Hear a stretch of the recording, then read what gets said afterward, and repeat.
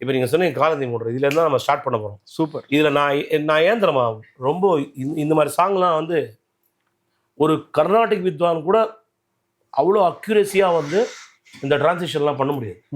நான் சேலஞ்சே விட்றேன், யாராக இருந்தாலும் விட்றேன். இந்த ப்ரோக்ராம் மூலமாக என்கிட்ட வந்தால் கூட நான் தில்லா பேசுவேன் தெரியுமா. திமிரு கிடையாது.